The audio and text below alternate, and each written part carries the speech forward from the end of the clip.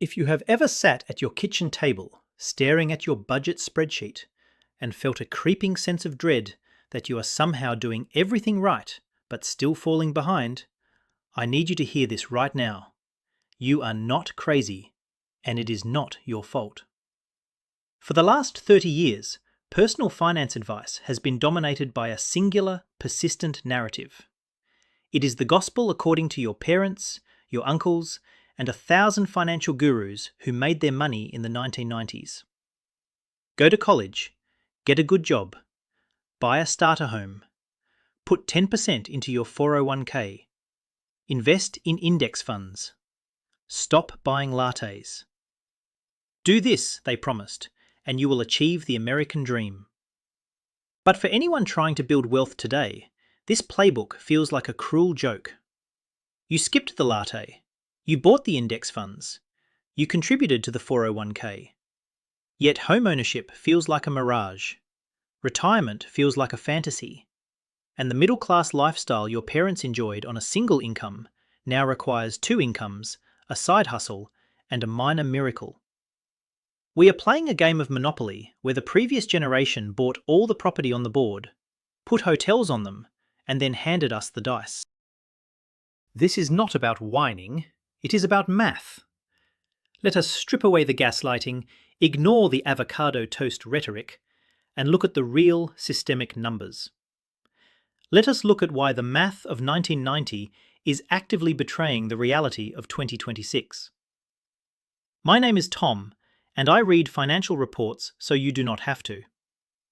If you want to understand how the economic machine actually works, instead of just hearing the same tired advice, hitting the subscribe button is the best return on investment for your time today. We are going to break down the exact systemic shift in the wage to asset price ratio that has fundamentally altered your trajectory. Then, we are going to look at the new playbook. Because the old rules do not work, but that does not mean the game is unwinnable. It just requires a radically different strategy. We are going to look at the great disconnect between what you earn and what you buy to build wealth. In a healthy economy, wages and asset prices grow at a relatively similar pace. But over the last 3 decades, wages and asset prices filed for divorce. If you think the current housing market is frustrating, wait until you see the baseline math from the year your parents probably bought their first home. The traditional myth is that real estate and stocks are always a safe bet because wages will eventually catch up. But wages took the stairs, while asset prices took an express elevator. Let us look at the financial landscape in 1990, the era when the boomer generation was entering their prime wealth-building years. Back then, the median household income was roughly $30,000. The median home price was just under $123,000.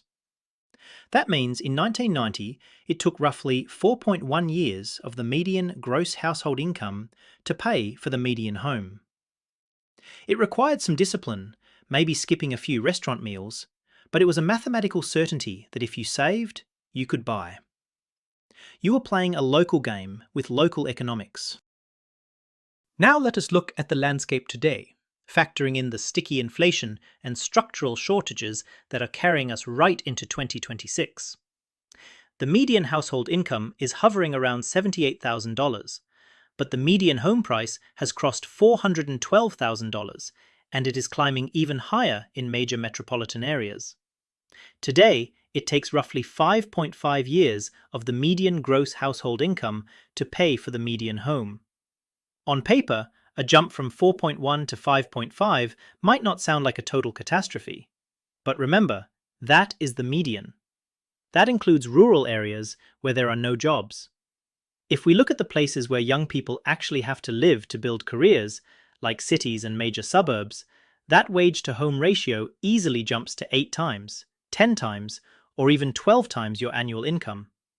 You are no longer just stretching your budget, you are mathematically priced out of the communities where your industry exists. The psychology of this disconnect is what causes that constant feeling of burnout. You are working harder than ever, getting promotions and doing the right things, but the goalpost keeps moving. And it is not just real estate. Look at the stock market. From 1990 to 2024, median wages increased by a factor of about 2.6.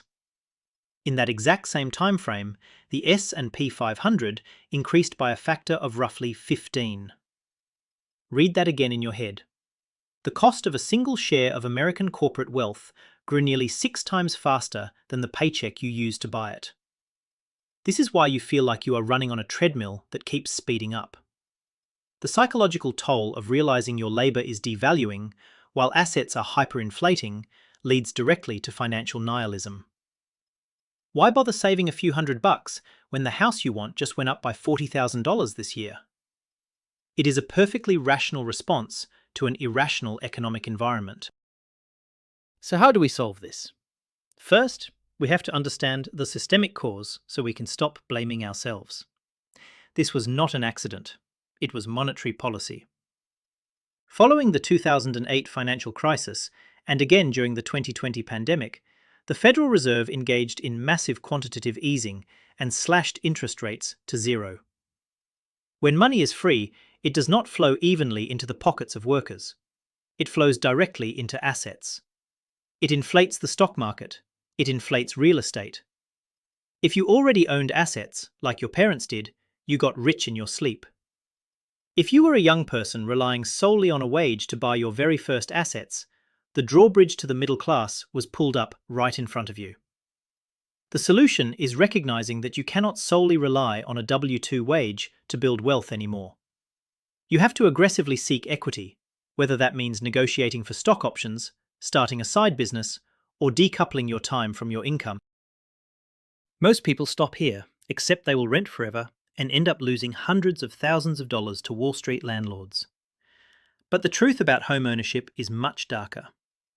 The holy grail of old-school financial advice is that renting is throwing money away, so you should buy a house as soon as you can. For older generations, this was incredibly accurate. Real estate was the ultimate forced savings account, fueled by demographic tailwinds and decades of consistently falling interest rates. They bought a house, lived in it for 30 years, and retired with a massive pile of equity. But applying 1990 real estate advice to a 2026 reality is a recipe for absolute financial ruin. The myth is that a house is always an asset. The reality is that for a young buyer today, a traditional starter home can easily become a massive liability that chains you to a job you hate and drains your liquidity. Let us look at the down payment hurdle. In 1990, a 20% down payment on that median home was about $24,000. That was roughly 82% of a single year of household income. Today, a 20% down payment on a median home is over $82,000. That is more than 105% of a single year of household income. Saving for a down payment while paying historically high rents means young adults are chasing a moving target. By the time you save the $80,000, the goalpost has moved to $100,000. And older generations love to point out that in the 1980s, mortgage rates were at 10 or 12%. You have it easy with 7% rates, they say. This fundamentally ignores the math of principle. A 10% rate on a $100,000 mortgage is roughly $877 a month. A 7% rate on a $330,000 mortgage is over $2,100 a month.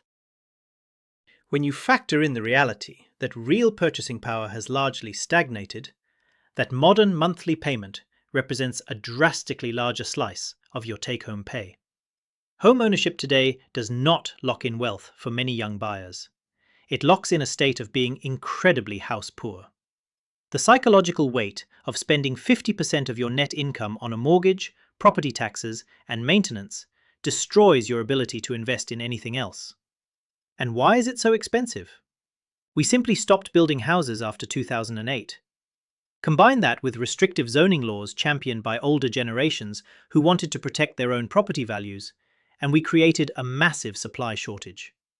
But the worst part is the systemic squeeze. You are no longer just bidding against other families for a starter home.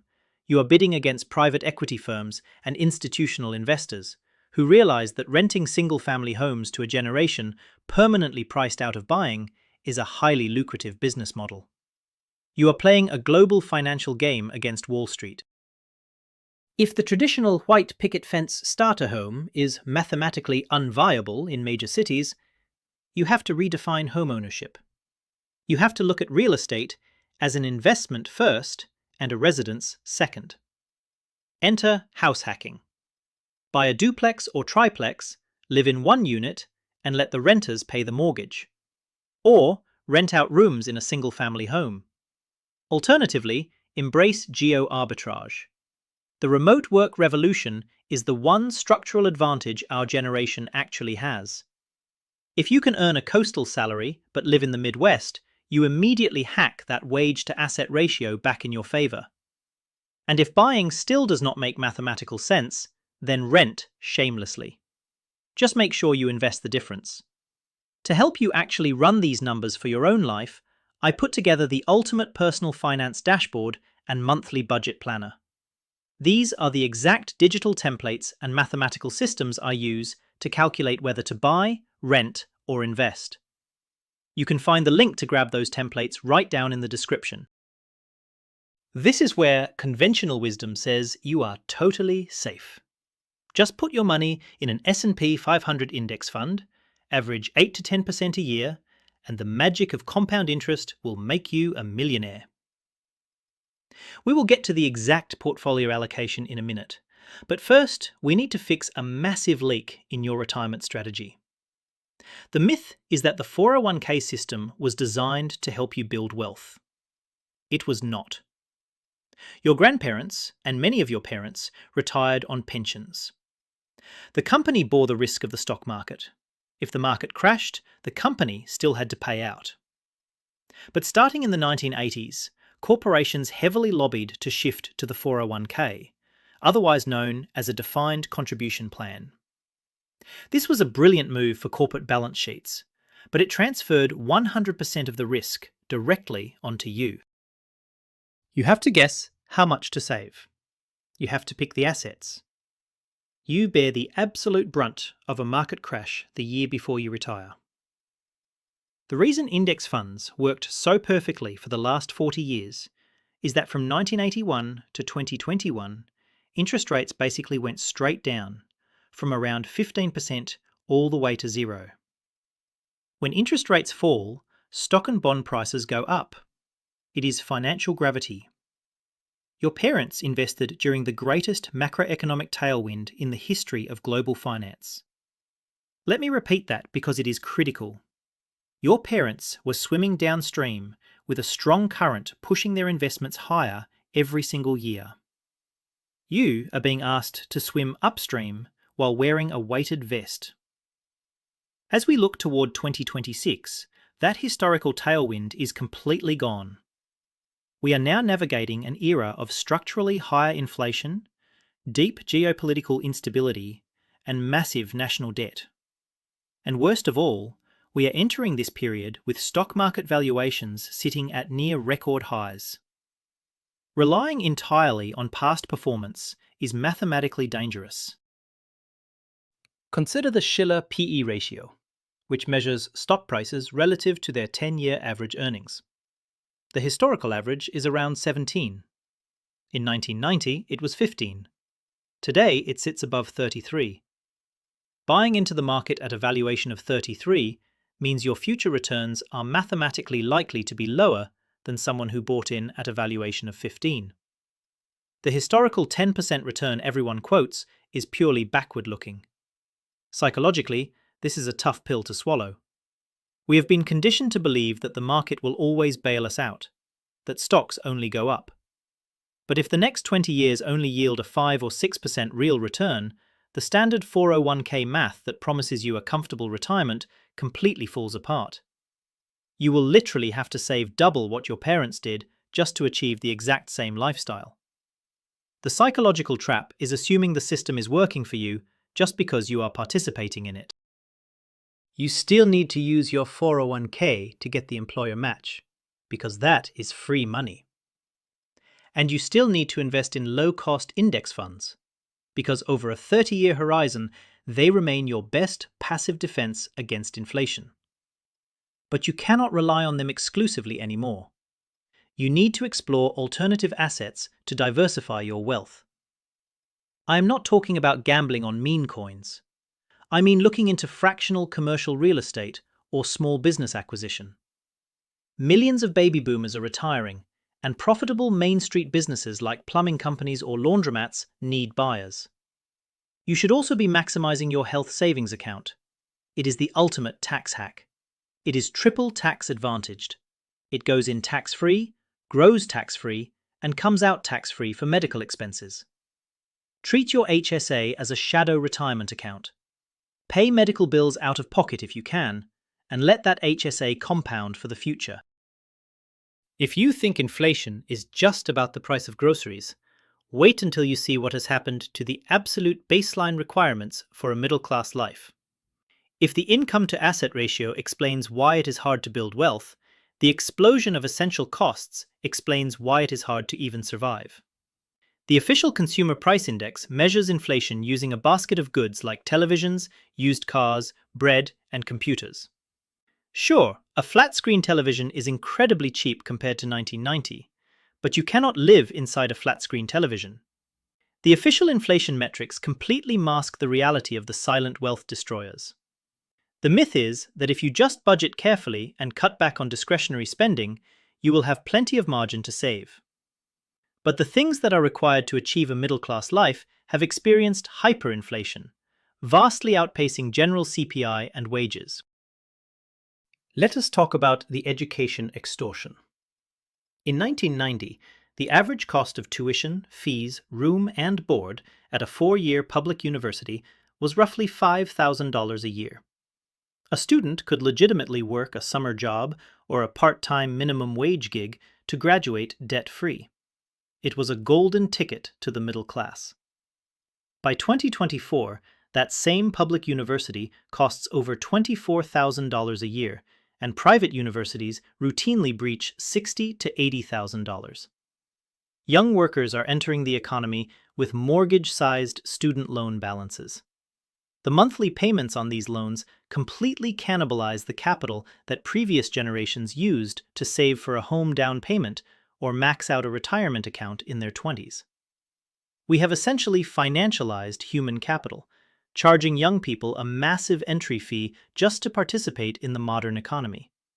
And healthcare is no better. Out-of-pocket costs and deductibles have absolutely skyrocketed. In 1990, health insurance actually covered healthcare.